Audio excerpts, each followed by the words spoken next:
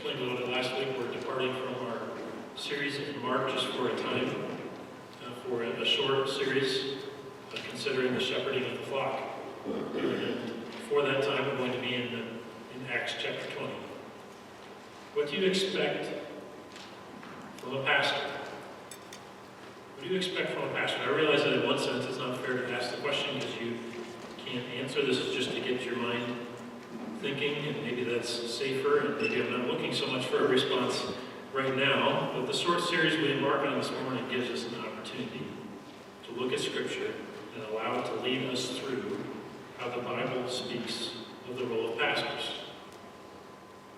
It's possible that we have a wrong or inaccurate view of what a pastor should be doing. Maybe you think, well, you're the pastor, doesn't seem a little backward, that you're the one explaining what you should be doing. And if I was acting like the authority in this series, then I would agree with you. But it's not up to me to give the job description, to list the expectations for my office. That is, though, what I'm hoping this series helps us with. Before I continue on that thread, let me pose another question. What does the community or what does the culture expect from a pastor? And of course, there's not one single answer to that question. Within the community, people have many different expectations. One man puts it this way: there's a lot of confusion these days about what in the world pastors are supposed to be doing. To many people, they're irrelevant vestiges left over from a simpler, more religious era. For others, pastors are nice to have on call to apply bandages to some of the bumps and bruises of life, otherwise not much needed. Even among deeply spiritual and religious people, ministers of the gospel are variously understood as traffic cops, chief executive officers or religious activity directors hired by the church, backslappers, handholders, or conflict managers, motivational speakers, perhaps. Thankfully, I'm not the one who gives the expectations for the pastor, and also we don't fill the job description based on the poll of the membership or the community. The question isn't what I think I should be doing. The question is not what you think I should be doing or what the community thinks people like me should be doing. The ultimate question is, what does God expect from a pastor? When we're talking about who gets to determine how a man conducts himself in the office of pastor, then it's God who has communicated his expectations, and it's God's expectations that matter above all others. We could go to several places in the New Testament to see what God expects. And we're just going to one primarily in Acts 20, verses 17 to 38. And so that's the passage we're going to be working our way slowly through in this 3 or 4 week series. Now, it's a bit against my nature, but I'm going to be trying to speak more candidly, taking principles and truths from this text, looking at our practice as a church, and calling for some changes. And I'm not doing that out of frustration. I'm not doing that from afar. In fact, this steps quite sharply on my responsibilities as a pastor of this church. I have changes to make, and I intend to make them by God's grace, carefully and faithfully. But my heart's desire is that we start a slow but significant course correction as we work our way through this passage. I have no doubt I'll be calling us to evaluate our church life and make some changes. So this is different from my normal, and this is more pointed than my normal. But I hope that you see throughout this that I'm part of the target of these words as well. So without further ado, let's turn to this passage, Acts 20, and start reading in verse 17, and see here how Paul calls the Ephesian elders to shepherd the church. This is the last time he's going to see these men. And he uses the opportunity to challenge them to be faithful with the task God has given to them. So let's hear God's word once again this morning. Acts 20, verse 17. Now from Miletus he sent to Ephesus and called the elders of the church to come to him. And when they came to him, he said to them, "You yourselves know how I lived among you the whole time, from the first day I set foot in Asia, serving the Lord with all humility and with tears and with trials that happened to me through the plots of the Jews. How I did not shrink from declaring to you anything that was profitable, and teaching you in public and from house to house, testifying both to Jews and to Greeks of repentance toward God and the faith in our Lord Jesus Christ. And now behold, I am going to Jerusalem, constrained by the Spirit, not knowing what will happen to me there, except that the Holy Spirit testifies to me in every city that in imprisonment and afflictions await me. But I do not account my life of any value, nor as precious to myself, if only I may finish my course in the ministry that I received from the Lord Jesus, to testify to the gospel of the grace of God.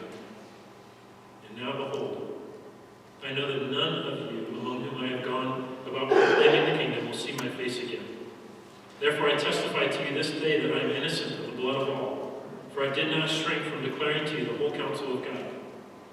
Pay careful attention to yourselves and to all the flock, in which the Holy Spirit has made you overseers, to care for the church of God, which he obtained with his own blood. I know that after my departure, fierce wolves will come in among you, not sparing the flock, and from among your own selves will arise men, speaking twisted things, to draw away the disciples after them.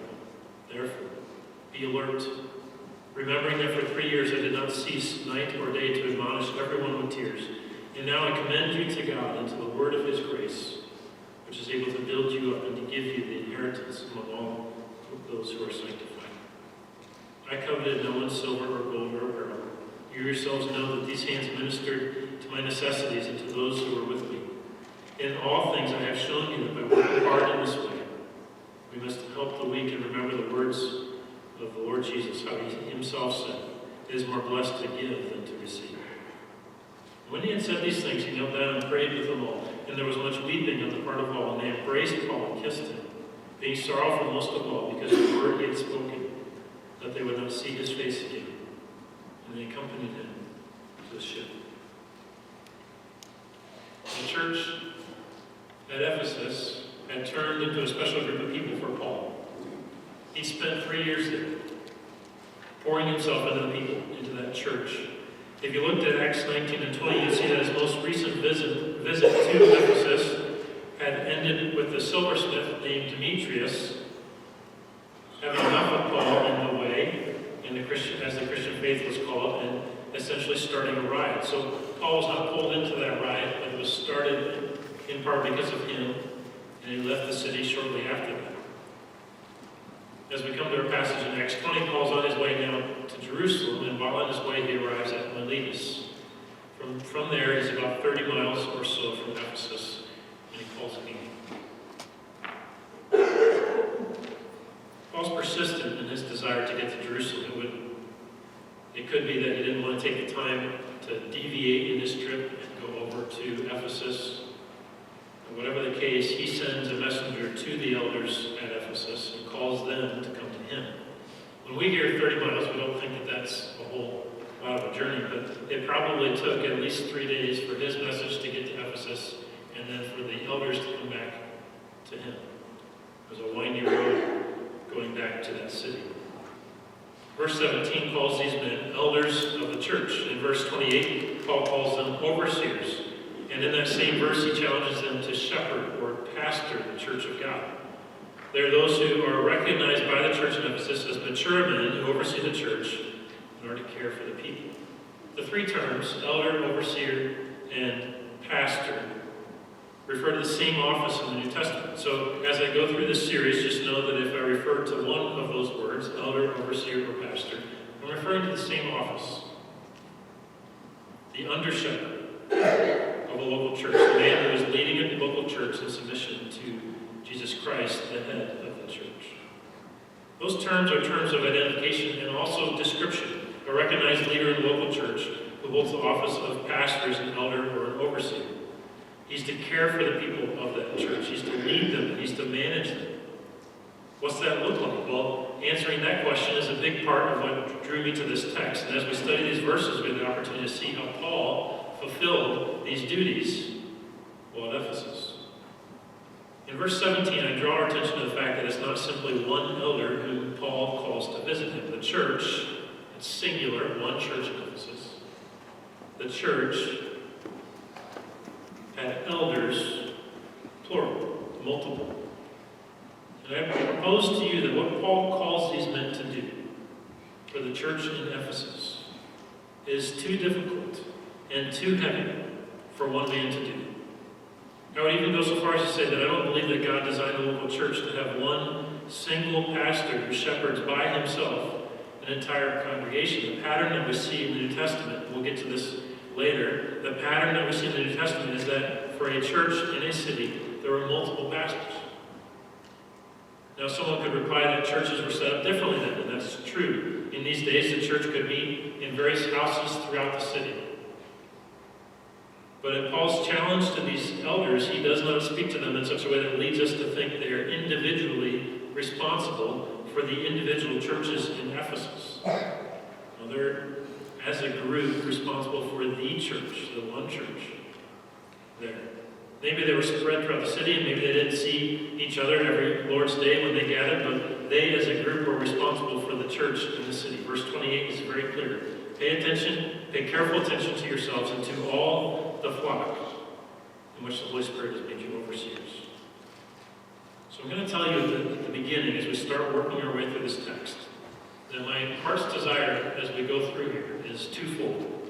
One, there are some practices which I need to be doing more intentionally and routinely as the pastor here. And this text leads me towards those practices, and I'll look to explain those more as we go through this series. To say this differently, though, I believe that I need to shepherd the members of this church more intentionally, more specifically, and more personally.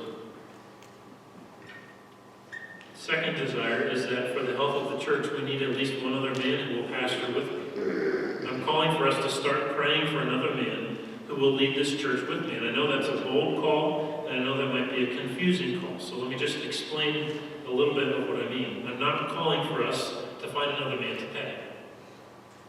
And that might sound selfish on my part. I sincerely hope that it's not. In fact, Paul himself, in this passage, explains that he provided for his own needs, and he was an apostle. So having a pastor who is not reimbursed by a church financially can still be a tremendous blessing for the church and for the man himself. Also, I'm not calling for us to find another man who will share equally the preaching load. To preach is not a burden that I despise. It's one that, by God's grace, I embrace and enjoy and desire. Of course, a pastor should be able and willing to preach, but that's not all that a pastor does. And as I pray for another man to pastor here at Grace, I understand that that man would, in all likelihood, still have a full-time job. His time would not be as free as mine to commit to the church yet. But he would, as able and as wise, specifically, sacrificially serve the church here in the capacity as a pastor, helping to lead and manage and care for the membership. As we go on, I hope that you come to understand more what I mean here and the burden of my heart, and I think the teaching of Scripture. So I'm going to fill that out as we go.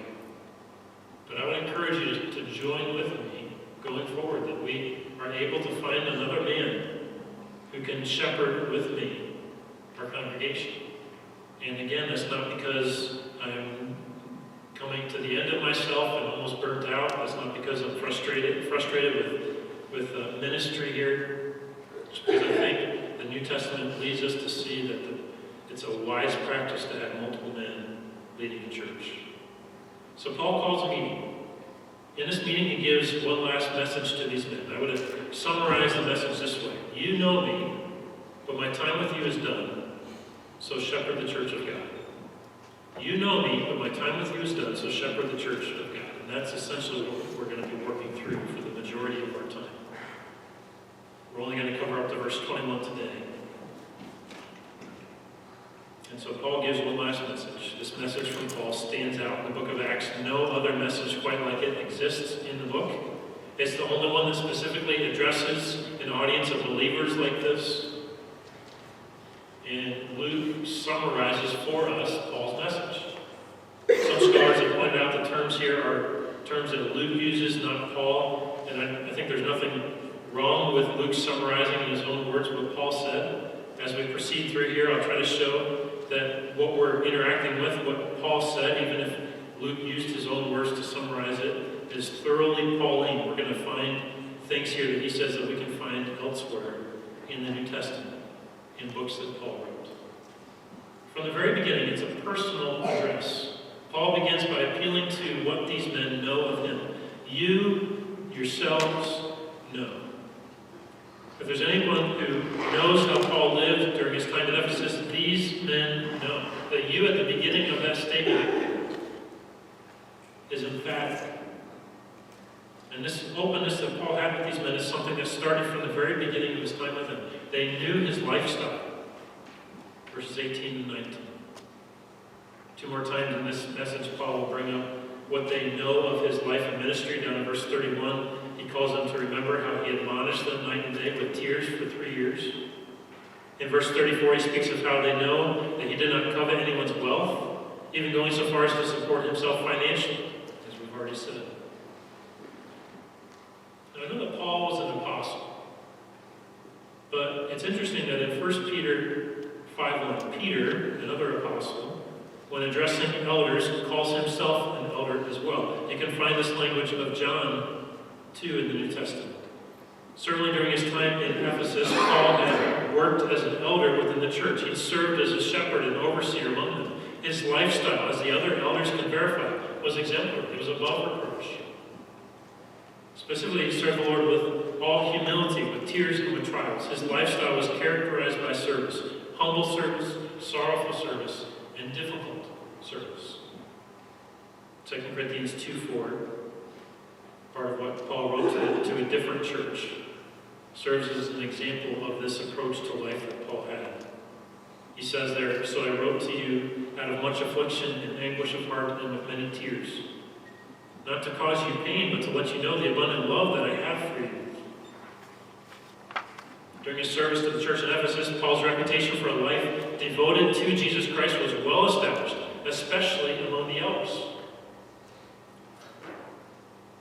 You know, this is another reason for having multiple pastors. Another reason it's good and it's right. Having another who is shepherding the church gives the opportunity for those men to challenge each other and pray for each other as they battle pride. It allows for the men to share the burdens of pastoral ministry, which is fitting to do because they are both tasked with caring for the church.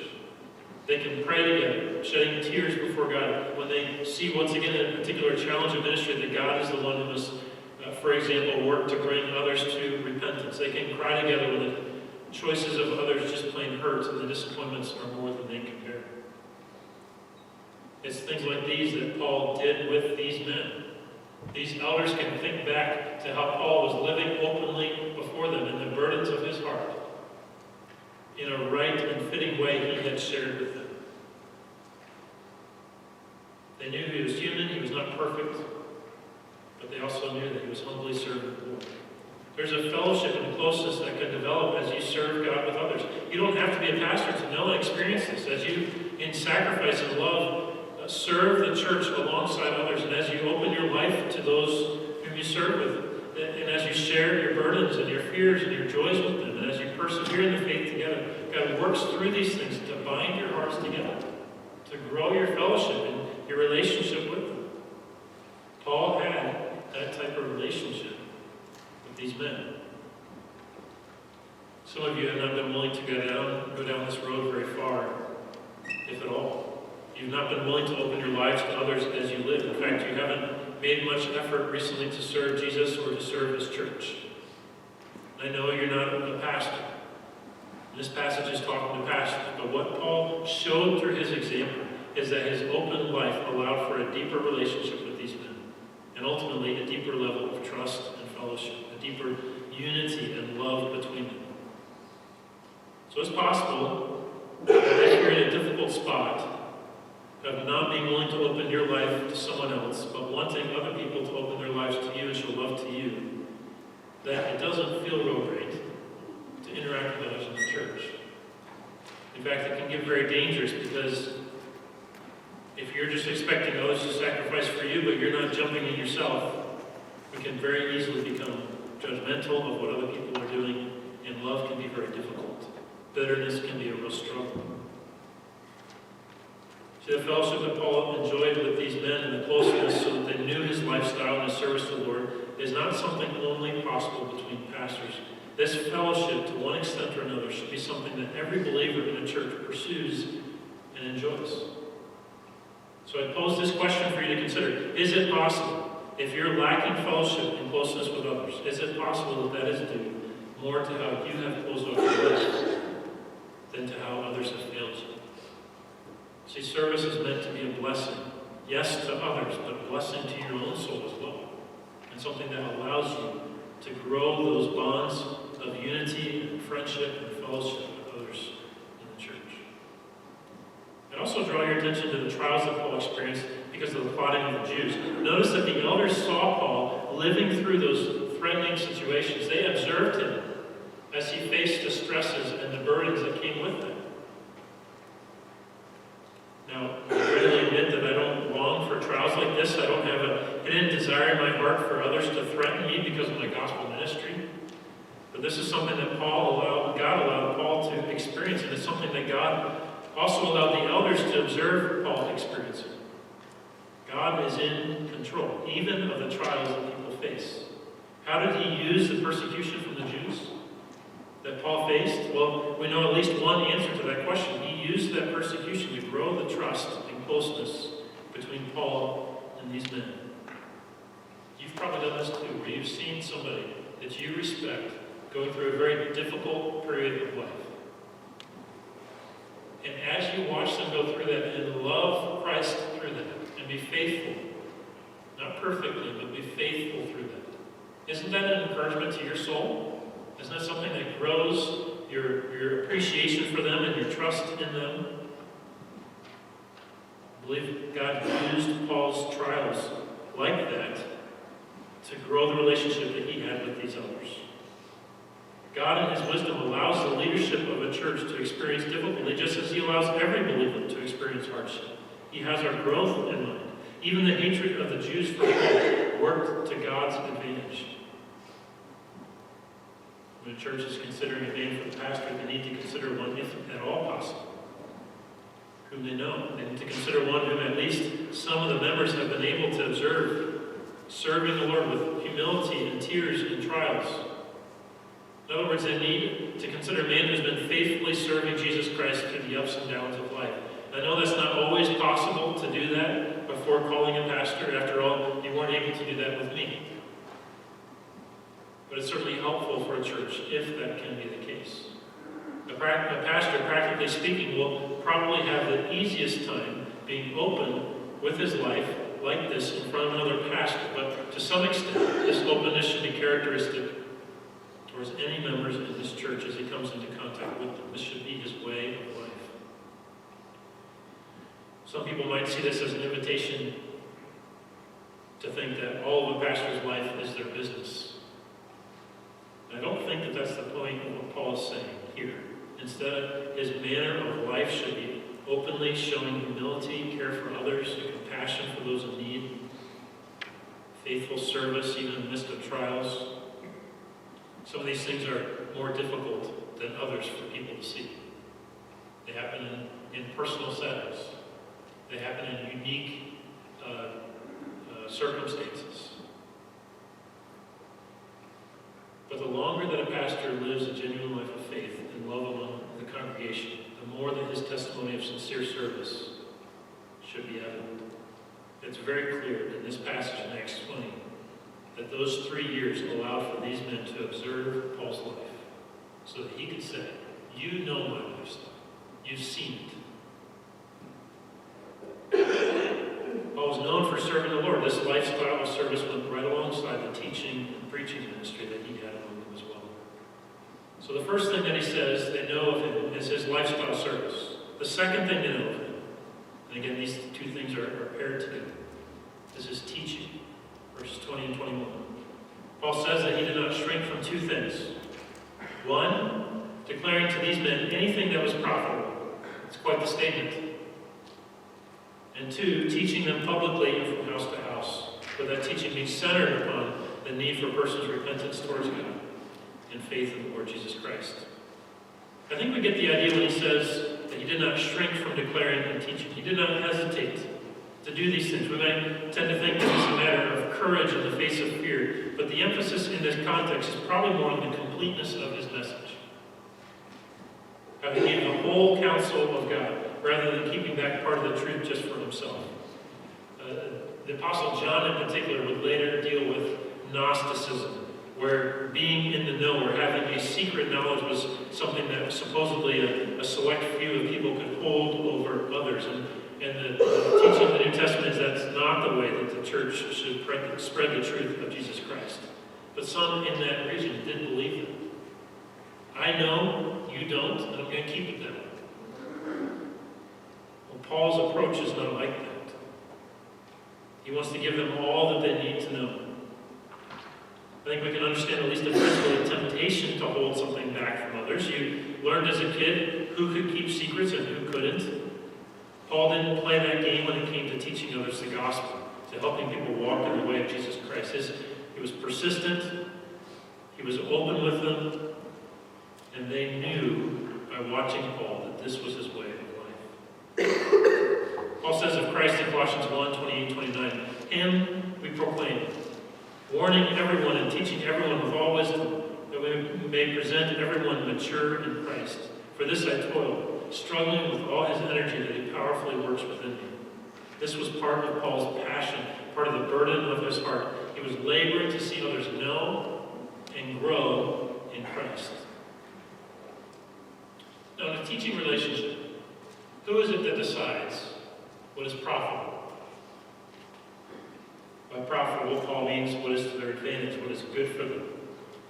Who is it that decides what is good for the disciples to learn? It's not the disciples themselves, but the one who's training them. Students don't set the agenda as much as they might like to. They don't set the agenda for the semester or the year. Teachers do. Paul, as a primary teacher in the church in Ephesus, during his time, he gave the disciples in his teaching anything that would help them, that would be to their advantage. Even as I say this, let's keep the context in mind. Verse 21 makes it very clear that Paul is speaking of gospel truth. Truth which leads a person to have and grow in a right relationship with God. Sometimes it's necessary for a pastor like Paul to declare and teach parts of the gospel or parts of the further New Testament doctrine that people might not want to hear. Is a student always excited when a student arrives in class to hear from the teacher, today we get to begin a new concept? Some like that. Some students are ready for it. Others are thinking in the back of their minds, I didn't get the last one, and now you're going into something new. Sometimes it's necessary for a pastor to go to doctrine or teaching in the New Testament that people don't necessarily want to hear. The content of a pastor's teaching is not based, though, upon what people want to hear. It's not determined by a poll of the congregation or a small note for the most influential among us. It's to be determined by what is actually in the New Testament and what the pastor, in his prayerful analysis of the church body and in his conversation with other pastors of the church, believes will be profitable to that church. What will be to their aid, helping them in their walk with God. Paul taught the Word of God publicly, but he also went house to house. Now you could say that the typical meeting place in the early days of the church was in someone's house, but the emphasis here is that Paul was conducting his teaching ministry both in more public venues and in more private venues. When he says house to house, he's speaking of a more personal environment. And when you pair this with a statement that he admonished people night and day in verse 31, it becomes very clear that Paul was involved in personal discipleship as well as public proclamation of the truth. He was doing both of those ministries of the Lord. The pastor must say and teach truth publicly for the good of the church body, and he must say needed truth personally, caring for smaller groups within the church and even individual members. And by the way, Paul's not teaching that it's only the duty of pastors to have this ministry of speaking truth to others for their good. Ephesians 4:15 clearly teaches that that's a responsibility of the membership as well. But such a ministry of speaking truth was a core part of Paul's labors among that church. And we'll see in our continued study in the coming weeks that the elders will have this responsibility going forward to speak the whole truth to the whole church in Ephesus, both in public venues and in more personal ones. Throughout this message, Paul's going to give different descriptions of what he's been teaching the people in Ephesus. Those descriptions are not contradictory. They fit well together, and in fact, they help us to understand more fully what he focused on in his teaching. But in verse 21, the description he uses there is that he's testifying both to Jews and to Greeks of repentance towards God, and and a faith in our Lord Jesus Christ. Paul didn't target one group. He was focusing on everybody. Whatever nationality showed up, he would give them the gospel. It's also very evident that he knew the truth personally. It was by God's grace that he himself had repented from his sin. It was by God's grace that he himself had turned from his former way of life, turning from that sin and turning to the Lord Jesus Christ. As he taught something that he had experienced and was continuing to experience. This is not all that he taught, but it's certainly a fundamental, basic truth that he was teaching. Repentance towards God and faith in the Lord Jesus Christ. He couldn't assume that everyone who showed up to hear him teach knew and accepted the gospel. I can't assume that everybody here knows and accepts the gospel of Jesus Christ. That it's necessary to turn from personal sin and turn to Jesus in faith. I can't assume that the message of salvation in Jesus alone is a message that everybody here believes and makes their own. Nor should we assume that Paul only had in mind initial salvation, where a person first hears the truth of personal sin, which we all have, leads to eternal judgment from God, and that faith in the death and resurrection of Christ brings forgiveness and eternal salvation. Repentance and faith are to be a way of life for all who turn to Jesus and accept him as Lord. This doesn't mean that a person has to get saved every day, but it does mean that as we sin, we're to turn from that sin and turn to Jesus in faith. We're to repent of the sin, confess it before God, and cling to the work of Christ, the finished work of Christ on the cross. And so in some ways we're stopping at an odd point because there's much more that Paul has said. But the focus this morning was to get into his message and to go down to verse 21. So I plan to pick it up from there next week. But before we close, I want to turn to some theological truths. I've spent the majority of our time expositing the text, looking at it. What does it say? What does it mean? As we continue in the following weeks, my goal is to spend a little bit more time than I have today dealing with the theological truths, the implications, the principles, the enduring truth that's in the passage. For now, I'm just going to point to three main truths here for you to consider. The normal pattern, first. The normal pattern for a New Testament church is having a team of pastors. It doesn't mean a church is not a church if it only has one pastor. It just means what we see in the New Testament is that the pattern was that there would be multiple men serving in that capacity. Paul says in Titus 1:5, "This is why I left you in Crete, so that you might put what remained into order and appoint elders in every town, as I directed you." James 5:14 says, "Is anyone among you sick? Let him call for the elders of the church." 1 Peter 5:5 says, "Likewise, you who are younger, be subject to the elders." The normal pattern for a church is to have multiple elders. Later in the passage, we'll see how those elders in Ephesus were to care for the whole flock in the city. But for now, let's consider what this type of team ministry allows for. Just some practical things that team ministry allows for within a church. One, this team would allow for the sharing of pastoral burdens. I've already mentioned this. The elders knew how Paul lived among them. This meant, in part, that they knew how he served, even with tears and with the Jews plotting against him. He had shared these things with them. Would the church have known of his burdens? Probably. Would they have known of the burdens to the extent that the elders did? I don't think so. He had an avenue with other leaders to share burdens more closely, more deeply with them. The elders certainly knew that serving in Ephesus cost Paul by way of tears and trials. As each pastor in a church's leadership team knows the weight of leadership and is privy to the burdens of leadership that each of them face, they're able to share those burdens with each other and to give help to each other. You know what it's like to talk to somebody about a hobby that you enjoy, but they don't. There's a point in the conversation where their eyes glaze over. They keep nodding their head and saying, yeah, and they're not listening. They really don't care about what you're talking about as much as you do. Or maybe this is the same with your job. You get into the nitty-gritty with your job and you're explaining the details that matter to you and that you've learned throughout the course of your work. And you can tell that the person was with you, and then they weren't. It might not be because they don't care. They might care very much what you do and want to learn more of the details. But that level of understanding is just not the same as what you do. They haven't gone there day after day and done the shifts that you have done. As pastors lead together, they start speaking the same language and sharing the same burdens, and there's help in that. That's not that then a pastor gives up on anybody who's not a pastor understanding his life. It's just that there's a greater amount of understanding and sharing that is possible between those who are doing the same ministry. This team also allows for mutual accountability. Quite simply, Paul was able to say to these men, "You yourselves know how I lived among you." This living openly takes work from both sides, but a team approach allows for it. Allows for mutual accountability.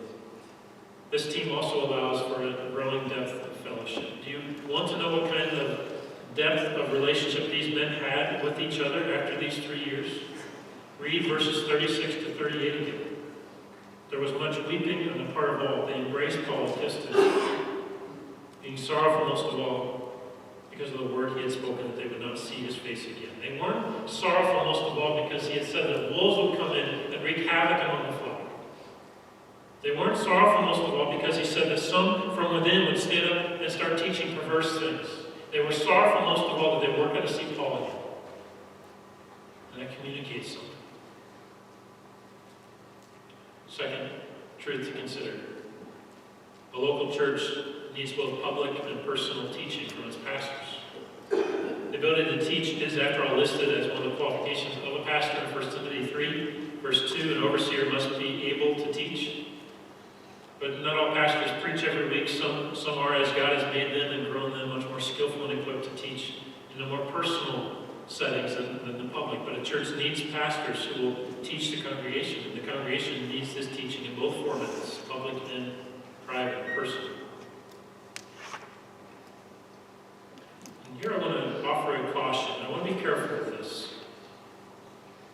But if you're only taking in teaching from this church on Sunday morning in this service, then just be aware that you're not getting all the teaching that you need. And don't get me wrong, I'm thrilled that you're here. I'm not trying to chase you away. Some of you, just to be here in the morning service is a sacrifice. I appreciate that and rejoice in it. But as you read this text, I hope you see the clear message that for Paul, instructing the church was more than just teaching them publicly once a week. It was more than that. This is not a control move on my part to try to take over more of your life. It's a plea for you to recognize that what you might already know as a believer, you need help to be faithful to Jesus Christ. I need help to be faithful to Jesus Christ. Sunday mornings are essential for us here at Grace. You're here, and that's tremendous, like I said. But I would urge you to consider some other form of pursuing God and His Word with other believers here as well. Sunday school, home fellowship groups, Wednesday night Bible study and prayer, the men's breakfast once a month, the ladies' Bible study on Tuesdays. These are options for you. These are ways to take the truth of God's Word and the grace that God gives through the hearing of it and to bring it into your life for your health. So I just urge you, if you're getting the public ministry of the Word, that's fantastic. Consider some format to get the ministry of the Word more personally in your life, in a smaller setting, where others can know you, can invest in you, and where you can invest in them. And that's to your good, that's to your growth, that's to your maturity. The congregation needs its pastors, back to the truth here, the congregation needs its pastors to invest in them publicly and personally, and I plan to develop that more later in this series. Number 3, the faithful teaching ministry of the pastor demands careful attention to the entirety of doctrine and the needs of the congregation. That's a long sentence, but let me explain that just a bit here. A team of pastors can help each other evaluate where the congregation is, what pressures the people face, what weaknesses are apparent, and so on. With this team, there should be freedom, with accountability, but freedom for the pastor who is preaching to take the truth of God's word and to bring it to bear upon the lives of the people so that they can grow to be more like Christ. And that sounds good. At least I hope it does. Yes, apply the word of God to us. But in reality, that means that a faithful pastor at times will need to do the ministry of rebuking through the word of God. At times he will need to do the ministry of confronting through the word of God. It should happen carefully and with tact, but it should be happening as needed. This kind of ministry with the word, confronting and rebuking, should be characteristic of a pastor's teaching ministry, whether he is teaching publicly or person. What am I saying? Well, there might be times that I talk more individually to members of Grace Baptist Church and ask questions about your life and express concern. In fact, if I'm striving to follow examples like Paul's here in Acts 20, then the personal ministry of the word should be a distinct part of my service to the Lord here among you. And sometimes that ministry of the word in the more personal settings will involve rebuke or confrontation. And again, I'm not the only one who should have those kinds of conversations. As you, the membership, involve yourselves in each other's lives and strive to speak truth to each other. Sometimes that truth will be in the form of encouragement. Sometimes it should be in the form of rebuke. Paul calls the elders from Ephesus to shepherd the church. We've only just covered the beginning of his address to the elders. Consider these things and pray through the truth that I've shared with you today, perhaps one or two of the applications as well. I look forward to continuing in this text next week. Let's pray.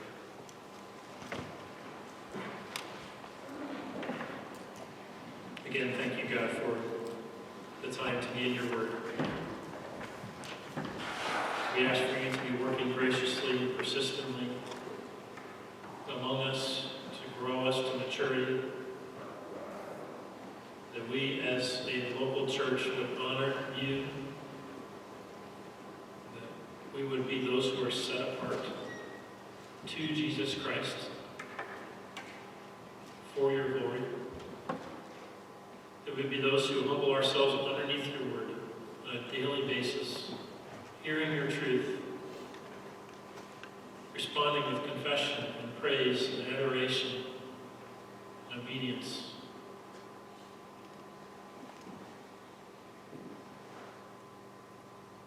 And I ask that you would provide another to help shepherd this church. I don't ask that because the people here are particularly prone to waywardness. I don't ask that because of a desperate frustration that has entered my soul. I ask because it seems as best as can see in the New Testament that you designed the church to have multiple men shepherding local churches. So maybe there are some here who have a desire to grow into such a role as to help shepherd the church. Maybe there is somebody from outside of us that you will bring to help join with us eventually. But for the health of our church, for your glory, please provide for future leadership, enduring leadership, faithful, long-standing leadership that can serve in that capacity. And help us as those who are receiving your word to have a hunger and a thirst for it, both in public and more personal settings, where we hear your word, where it goes into our very soul and your spirit skillfully and wisely uses